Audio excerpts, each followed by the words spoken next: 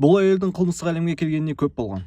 Ол аз уақыт ішінде гангстерлердің арасында беделге ие болып, миллиондаған табыс тапты. Алайда оның жанын мазалаған бір нәрсе бар еді. Цзэ Цайпин 1969 жылы Чусин провинциясының Банани ауданындағы ауқатты отбасында дүниеге келген. Ол мектепті бітіріп, білім алып, салық салу саласында жұмыс істей бастады. Бірақ біраз уақыт өткеннен кейін ол карта ойындарына қызықты. Казиноларды жақсы көрді және құмар ойындарына тәуелділігі салдарынан күн сайын түнге дейін сыртта жүретін. Сол кезде оның ойына бір идея келді. Егер мен құмар ойындарға қатты ұнатсам, неге өз казиномды ашпасқа? Идеяны жүзеге асыру қиын болған жоқ.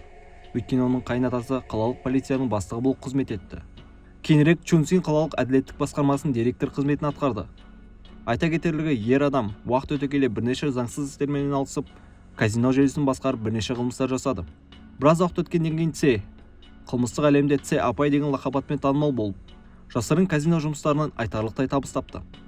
Содан кейін ол тұрақты жұмысын тастап, заңсыз бизнеске толықтай бет бұрды. Салық салудағы тәжірибесінің арқасында Цзэ апай тез арада үлкен империя құрды. Жасырын казинодан бөлек, оның қол астында көптеген көмекшілері бар бір топ жұмыс істеді. Әйел өте тапқыр еді және казиноға кірудің өзіндік схемасын ойлап тапты.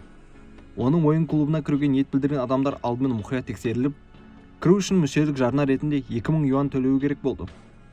Сонымен қатар Цзэ апайдың казиносына ойыншылар тек оның шақыруымен ғана кіретін.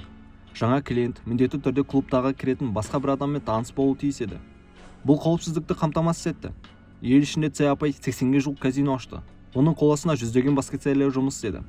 Ол қылмыстық әлемде үлкен ықпалға ие бола бастады. Уақыт өте келе, ол Цзиньцзунның жоғарғы сотының және қалалық прокуратураның жанында казино ашты. Ештеңеден қорықпайтын.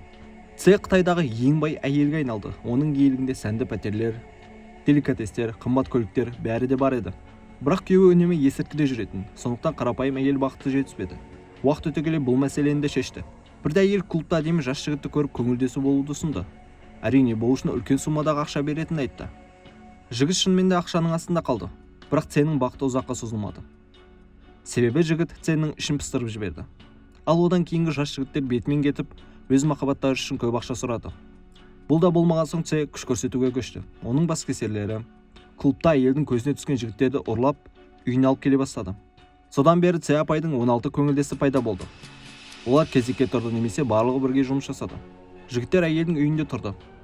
Оларға үйден шығуға, ұялы телефон және ғаламтор қолдануға тыйым салынды. Бірақ олар төсек үстіндегі еңбегі үшін айтарлықтай жақсы ақша алды. Ақшаны Цзэ апайдың көмекшілері олардың жақындарының есепшотына аударып отырды. Бәріне қарамастан Цзэ апайдың құлдары жақсы өмір сүрді.